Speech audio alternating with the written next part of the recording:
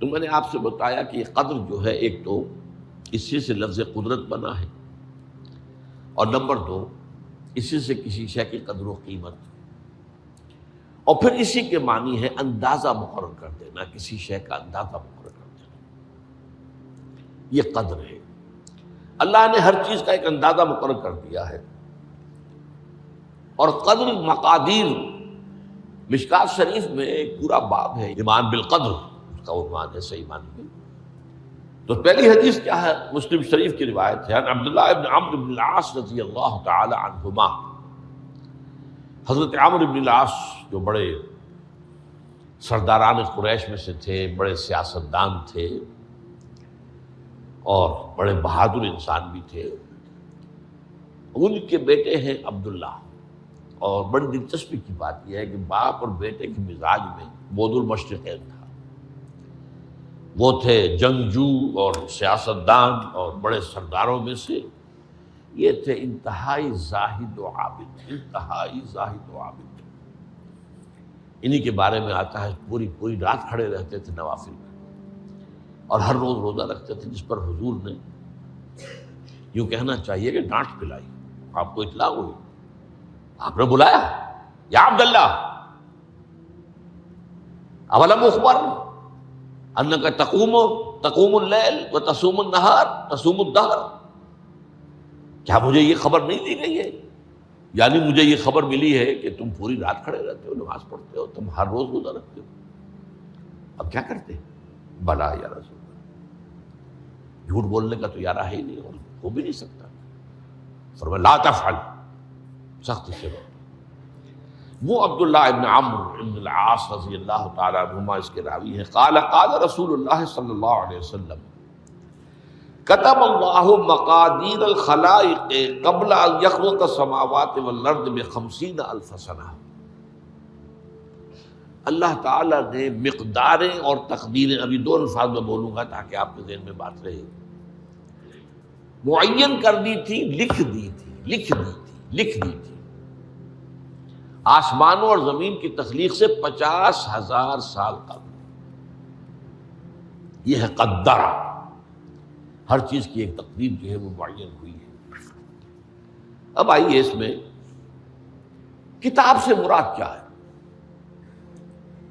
جو آیت میں نے دوسرے نمبر پر پڑھی آج، سورہ حدید کی آیت، ما اصاب من مصیبۃ فی الارض ولا فی انفسکم الا فی کتاب من قبل ان نبرأ۔ کتاب سے مراد کیا؟ نہیں پڑتی تم پر کوئی مصیبت، کوئی تکلیف، نہ زمین میں نہ تمہاری جانوں میں۔ زمین میں سیلاب کا آ جانا، زلزلے کا آ جانا، کوئی اور اس طرح کی عمومی ہلاکت کا آ جانا، عمومی تکلیف کا آ جانا۔ تمہاری جان میں اچانک جو ہے تشخیص ہو گیا کینسر ہے، اچھے بنے تھے، ٹھیک ٹھاک چل رہے تھے، کوئی معمولی سی تکلیف ہوئی، انویسٹیگیشن کیا تو معلوم ہوا تو کینسر ہے، اور وہ کافی بڑھ چکا ہے۔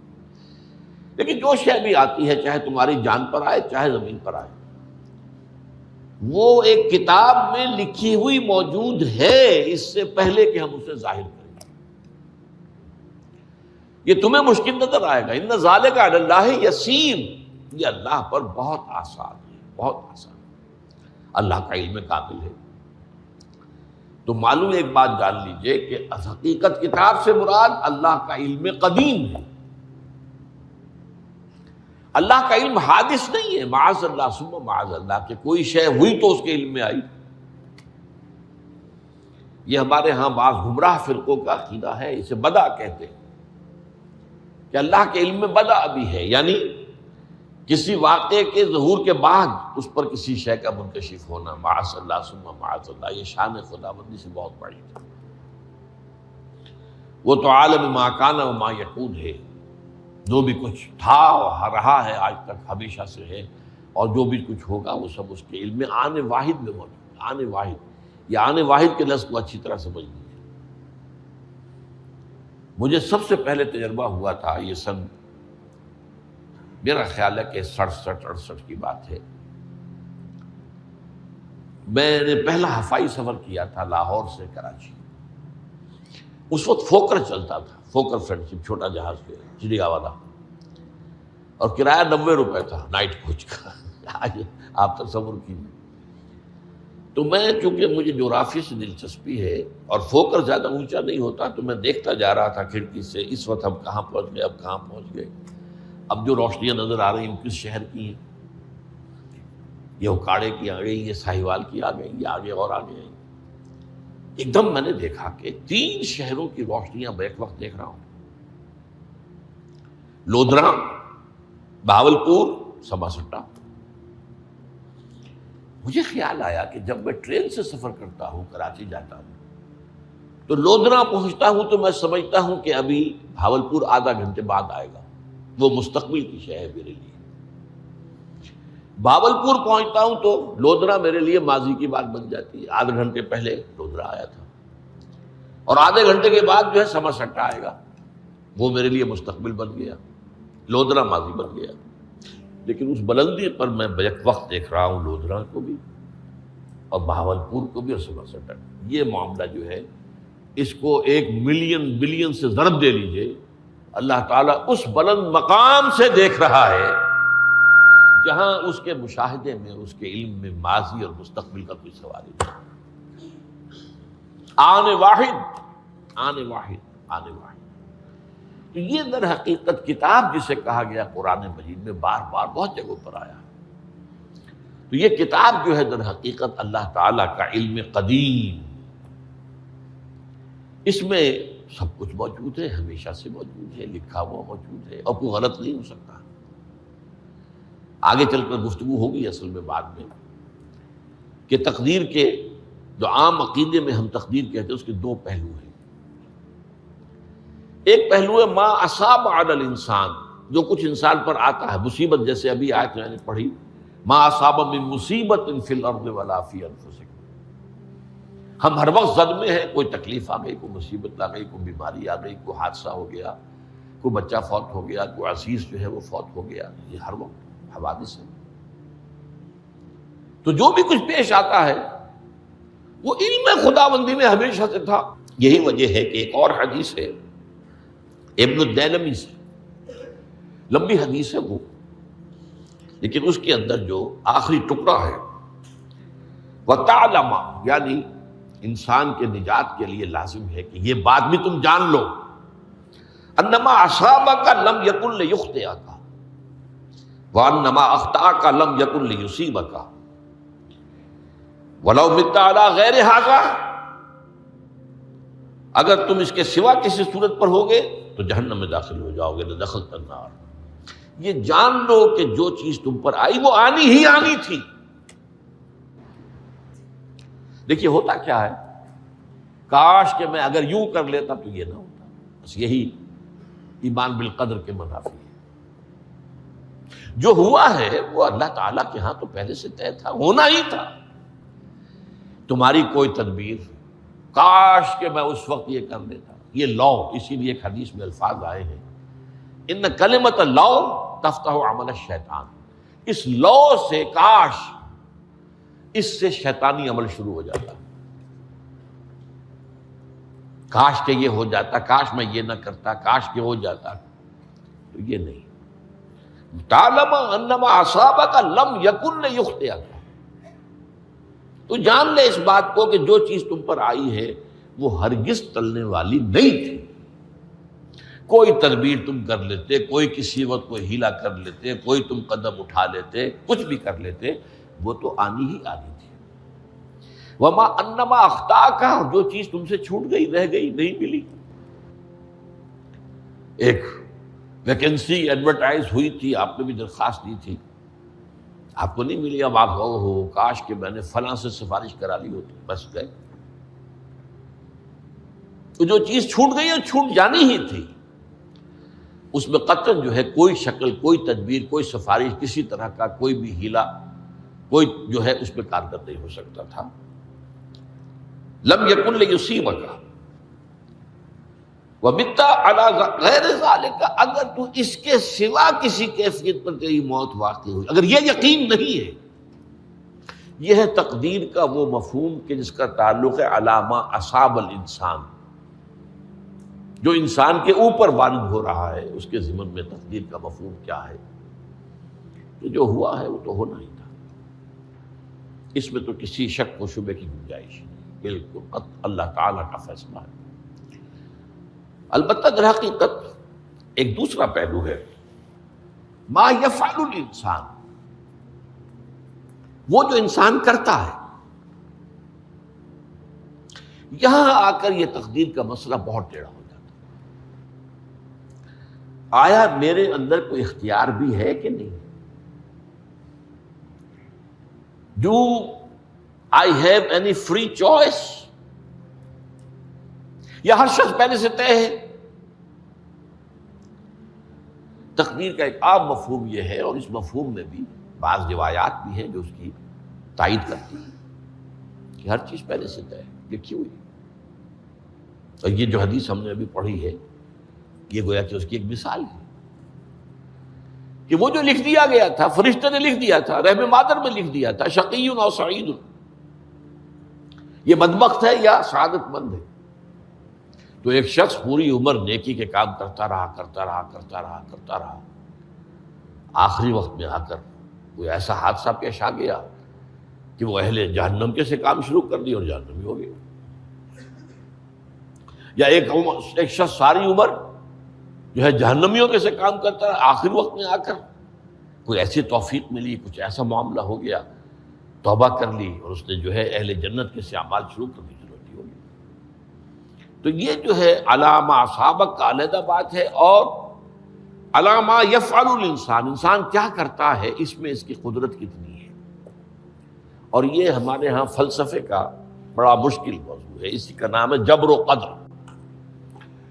ہمارے اسلاف میں بھی کچھ لوگ ایسے ہیں متکلمین میں سے، دیکھیے ہمارے ہاں ایک وہ لوگ ہیں کہ جو اس پر قناعت کرتے ہیں کہ جو اللہ نے کہہ دیا اور رسول نے کہہ دیا، اس سے آگے ہم مین میخ نہیں نکالیں گے، وہ محفوظ راستے پر ہوتے ہیں۔ لیکن بہرحال انسان کو اللہ نے ایک عقل بھی دی ہے، اور یہ عقل سوالات اٹھاتی ہے،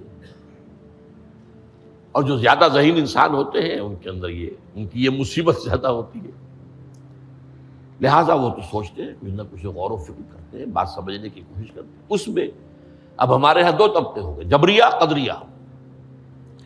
ایک نقطہ نظر یہ ہے کہ انسان مجبور محض، کوئی اختیار نہیں،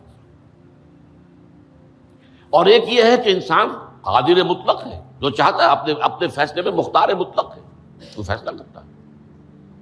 انہیں قدریہ کہتے ہیں۔ تو جبریہ اور قدریہ ان کی بحثیں ہمارے یہاں، یہ وہی تقدیر کا مسئلہ جو میں نے کہا تھا، بحثوں میں آ کر انہیں آج تک حل نہیں ہوا، حل ہو سکتا ہی نہیں۔ اب اس کے ضمن میں علامہ اقبال کا ایک شعر آپ کو سناتا ہوں، وہ بہت اچھا لگتا ہے، بہت خوبصورت لگتا ہے شعر ہونے کے اعتبار سے۔ تقدیر کے پابند جمادات و نباتات، مومن صرف اللہ کے احکام کا پابند۔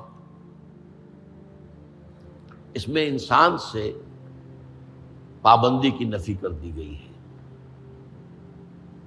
وہ صرف پابند ہے اللہ کے احکام کا۔ نتیجے کے اعتبار سے تو جو یہ شعر کہہ رہا ہے جو بات، وہ صحیح ہے، پابندی اصل جو ہے وہ اللہ کے احکام کی ہے۔ لیکن یہ کہ تقدیر کی پابندی سے انسان بھی پوری طرح آزاد نہیں ہے، یہ سمجھ لینا کہ یہ جمادات و نباتات ہی کا معاملہ، یہ غلط ہے، یہ مبالغہ ہے۔ ظاہر بات ہے کہ شاعر جو ہے، شاعر مبالغے سے بچ نہیں سکتا، چاہے وہ علامہ اقبال ہی ہو، کوئی بھی ہو۔ تو اسی لیے سورہ شعراء کے اندر جو عام شعراء کی جو صفات بیان ہوئی ہیں وہ آپ کے ذہن میں آ گئی ہوگی۔ مبالغہ کرتے ہیں، فی کل واد یہیمون انہم یقولون ما لا یفعلون، وہ کہتے بھی وہ کچھ ہے جو کرتے نہیں ہیں۔ اور یہ بات تو علامہ اقبال پر بھی چشمہ ہوتی ہے۔ بہرحال یہ شعر ذرا پھر نوٹ کیجئے، تقدیر کے پابند جمادات و نباتات، مومن صرف اللہ کے احکام کا، کوئی بات صحیح نہیں۔ انسان بہت سے اعتبارات سے مجبور ہے۔ سب سے پہلے جو ہے انسان کے اندر ایک تقدیر نوعی ہے، نوع انسان۔ چھوٹی سی چڑیا اڑتی پھرتی ہے، انسان نہیں اڑ سکتا، آپ نے ٹھیک ہے مشین ایجاد کر لی، جہاز ایجاد کر لیا، آپ دوڑ رہے ہیں 500 آدمی اور سینکڑوں من سامان لے کر جو ہے وہ جا رہا ہے، 747 ہو یا 757 ہو، یہ کر لیا ٹھیک ہے، خود نہیں اڑ سکتے، اب کیا کریں گے آپ؟ یہ تقدیر نوعی ہے، سپیشیز، ہر سپیشیز کے لیے اللہ نے ایک اندازہ مقرر کر دیا ہے، اس اندازے ہی میں رہے گا، اس سے باہر نہیں جا سکتا۔ پھر ایک تقدیر شخصی ہے۔ اب دیکھیے تقدیر شخصی کیا ہے؟ بعض اوصاف و صفات ہمیں وراثتاً ملتے ہیں، وی ہیو نو چوائس۔ پہلے بھی یہ بات مانی جاتی تھی، آج جو ہے ذرا سائنٹیفک انداز میں ہم کہتے ہیں جینز میں چلا آ رہا ہے، اس جینز کو بدل سکتا ہے۔ جو جینز بھی آپ کو ملے اپنے والدین کی طرف سے، وہ آپ کی شخصیت کا ظاہر بات ہے کہ فیصلہ کن طرز پر اس کو ڈھال دیتے، جینز ہے، پابندی ہے۔ نمبر 2 یہ کہ خاص طور پر جو گھر کا ابتدائی ماحول ہوتا ہے، ماں کی گود اور ابتدائی گہوارہ گھر کا، اس کے جو اثرات مرتسم ہو جاتے ہیں شخصیت کے اوپر، وہ بھی بڑے مستقل ہوتے ہیں، پختہ ہوتے ہیں۔ ان دونوں چیزوں کو ضرب دے لیجئے، hereditary factors multiplied by environmental factors, اس سے مل کر ایک شے تیار ہوتی ہے جس کو قرآن کہتا ہے شاکلہ۔ قل کل یعمل علی شاکلتہ فربکم اعلم بمن هو اہدی سبیلا، سورہ بنی اسرائیل۔ شاکلہ کسے کہتے ہیں؟ شاکلہ شکل دینے والی شے۔ آپ کو لوہا ڈھالنا ہے، کوئی خاص پرزہ بنانا ہے، اس کا پہلے سانچہ بناتے ہیں، لوہے کو پگھلا کے اس میں ڈالیں گے تو جیسا سانچہ ہوگا ویسا ہی لوہا جو ہے وہ شکل اختیار کرے، اسے شاکلہ کہتے ہیں۔ یہ شاکلہ جو ہے ہر انسان کا، اس سے باہر انسان نہیں جا سکتا، اس کے اندر سٹرگل ہوگی، اس کے اندر اس کی جد و جہد ہوگی، لیکن اس کا یہ مطلب نہیں ہے کہ اس کا کوئی فری چوائس ہے۔ فری چوائس ہے، لیکن وہ فری چوائس انہی حدود کے اندر کام کرے گا، اس سے باہر نہیں۔ اس بات کو مختلف احادیث میں حضور نے بہت خوبصورتی سے بیان کیا۔ ایک حدیث بڑی اہم ہے، بڑی اہم ہے، الناس کالمعادن، انسانوں کی مثال بھی معدنیات کیسی ہے۔ اب سونے کی معدنیات میں سے سونے کی جو اور ہے، اب پتہ نہیں اردو میں مجھے معلوم نہیں اور کا ترجمہ کیا کرتے ہیں عام طور پر، لیکن جانتے ہیں اور وہ کچی دھات جس سے کو صاف کر دیتے ہیں تو پھر وہ دھات جو ہے خالص شکل میں سامنے آ جاتی ہے۔ سونے کی اور سے سونا بنے گا، چاندی کی اور سے چاندی بنے گی، سونا تو نہیں بن سکتا، جتنا چاہے صاف کر لیں، وہ اور تو مستقل۔ الناس کالمعادن خیارکم فی الجاہلیت خیارکم فی الاسلام، جو تم میں جاہلیت کے دور میں، پری اسلامک دور میں جو بہترین تھے، وہی اسلام میں آ کر بہترین ہوئے ہیں۔ وہ اور سونے کی تھی، وہ صاف ہو گئی ہے، اور سونا جو ہے وہ نکھر کر خالص سونا بن کر آ گیا ہے، اسلام نے صاف کر دیا۔ وہ چاندی کی اور تھی، اسلام نے اس کو صاف کر دیا ہے، وہ نکھر کر چمکتا ہوا جو ہے وہ چاندی بن گئی۔ لیکن یہ کہ اذا فقہوا، البتہ پھر اس میں ایک اضافہ کیا حضور نے، جبکہ ان کے اندر دین کا فہم داخل ہو جائے، تو یہ کہ جو بہترین پہلے تھے وہی بہترین اب ہوں گے۔ اسلام لانے سے پہلے بھی بہترین ابو بکر تھے، اسلام لانے کے بعد بھی بہترین ابو بکر۔ حضور پر وحی سے پہلے بھی بہترین خاتون خدیجۃ الکبریٰ تھی، ایمان لانے کے بعد بھی بہترین خاتون خدیجۃ الکبریٰ۔ اور دوسری حدیث سنیے، عن ابی الدرداء رضی اللہ تعالی عنہ قال بینما نحن عند رسول اللہ صلی اللہ علیہ وسلم، اسی حال میں کہ ہم ایک روز ہم حضور کے پاس تھے، نتناکرون ما یکون، اور ہم ذرا سوچ رہے تھے کیا کیا کچھ پیش آنے والا ہے دنیا میں۔ اذ قال رسول اللہ صلی اللہ علیہ وسلم، جبکہ حضور نے ہم سے ایک بات کہی، بڑی غور سے سنیے، اذا سمعتم بجبل انزال عن مکانہ فصدقوہ، اگر تم یہ سنو کہ کوئی پہاڑ اپنی جگہ سے ٹل گیا تو مان لینا۔ وَإِذَا سَمِعْتُمْ بِرَجُلٍ تَغَيَّرَ عَنْ خَلْقِهِ فَلَا تُصَدِّقُوهُ، اور اگر تم سنو کہ کوئی شخص جو ہے وہ اپنی سرشت سے، اپنی جبلت سے بدل گیا تو کبھی نہ مانو۔